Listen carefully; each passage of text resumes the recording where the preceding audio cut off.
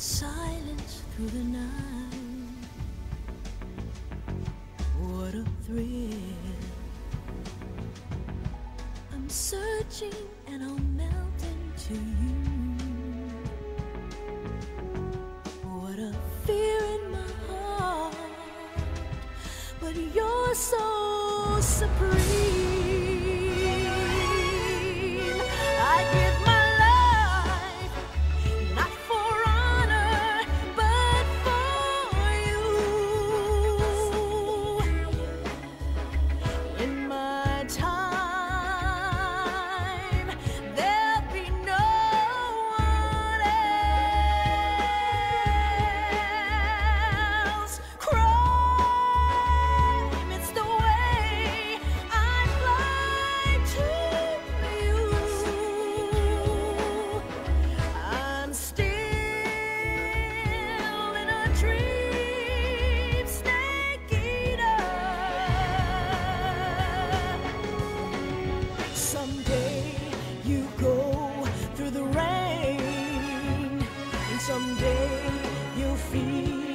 a tree frog.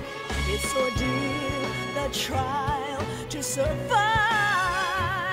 For the day we see new light, I give my life, not for honor, but for you.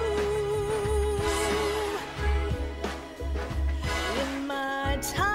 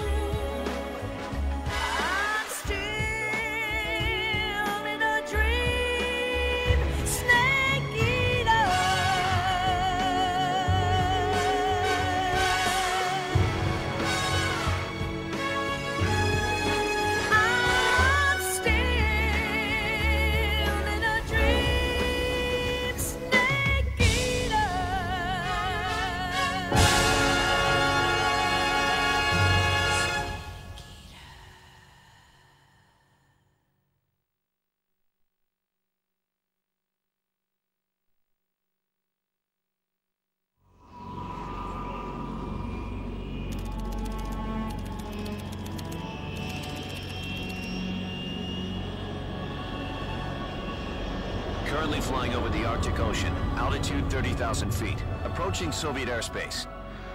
Arriving at the designated drone launch point. Drone oil pressure and voltage are nominal. Payload oxygen supply is nominal. Power supply to payload antifreeze system shows no problems. No gusts. All systems go for drone detachment. Snake, we can't risk a halo jump this time around. Airspace security has gotten tighter since we were last here. We can't get as close to the ground as we did during the Virtuous mission. So instead, we'll be using one of our newest weapons. Snake, you're being given an honor on par with Aaron Shepard. This is our last chance. Show your patriotism.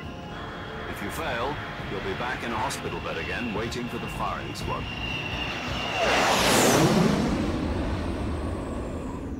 So how does it feel to be a patient in one of the most advanced ICUs in the world? Would you do me a favor and tell the suits about visiting hours? I'll never get better with them assaulting me day and night with their questions. Must be part of the top brass's inquiry. More like an interrogation. According to them, I'm a traitor and an accomplice to the boss's defection. They're just looking for a scapegoat.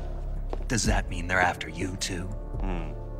Let's just say neither one of us is going to be made a national hero out of this. Does this mean Fox is going to die? No. This fox is still one step ahead of the hounds. The reason I came to see you today, Jack, it's time for Fox to clear its name. What are you talking about? The situation has changed. We've still got a chance to come out of this one alive. Yeah, what kind of chance? Don't get too excited. Here, have a cigar. It's Cuban.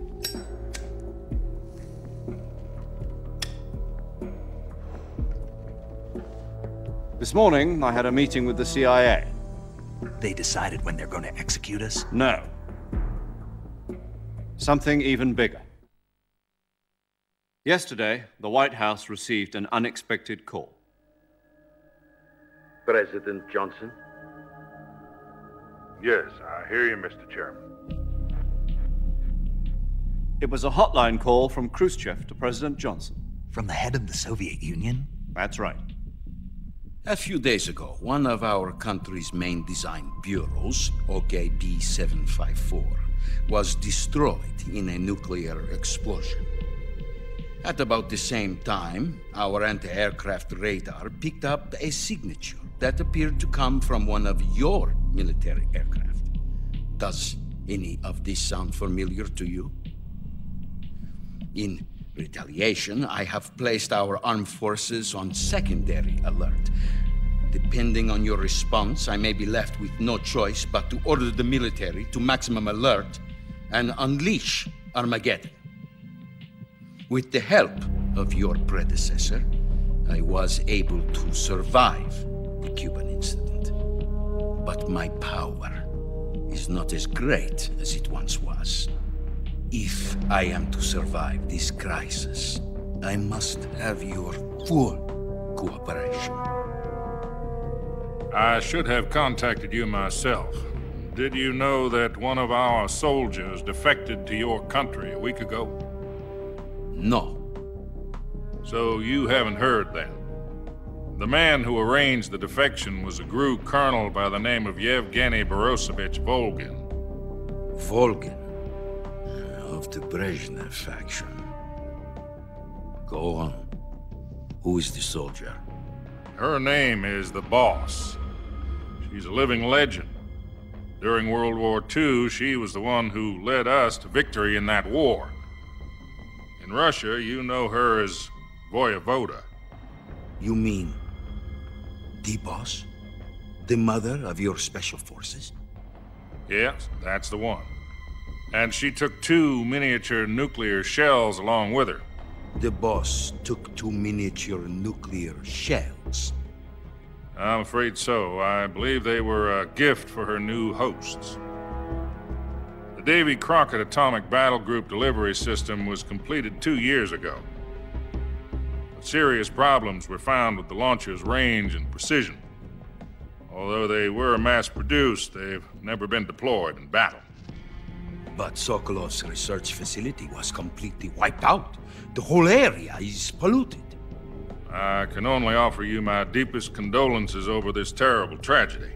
So, the Boss, with Colonel Volgin's help, stole 2 experimental nuclear shells and took them with her as gift when she defected.